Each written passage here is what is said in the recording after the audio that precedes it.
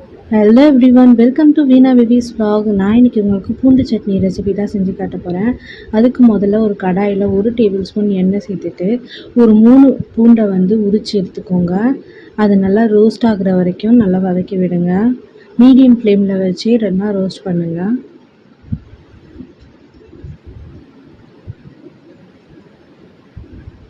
பூண்டு நல்லா ரோஸ்ட் ஆகிடுச்சு. இப்போ பூண்டு நல்லா ரோஸ்ட் ஆனதுக்கப்புறம் 6-7 வரமிளகாய் அதோட காம்பை பிச்சுட்டு சேர்த்து வறுத்துக்கோங்க.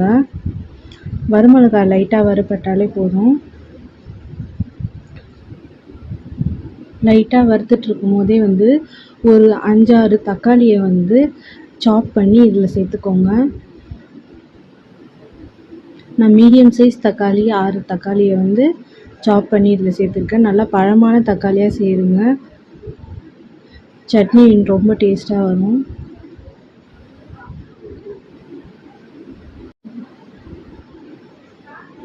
இப்போ பார்த்திங்கன்னா தக்காளி இந்த அளவுக்கு சாஃப்டாக நல்லா மசியல் மாதிரி வரணும். அந்த அளவுக்கு நல்லா வதக்கி விட்டுட்டு நல்லா வேக விடுங்க.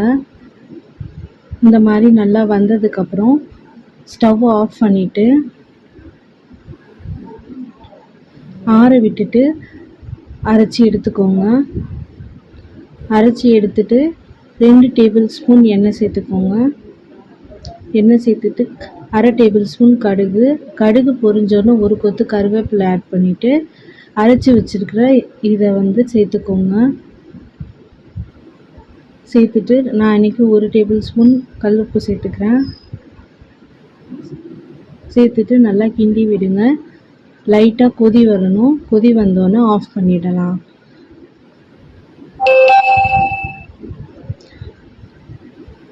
நான் சால்ட் அரைக்கும் போதே சேர்க்க மறந்துட்டேன், அதனால தான் இப்போ சேர்த்தேன்.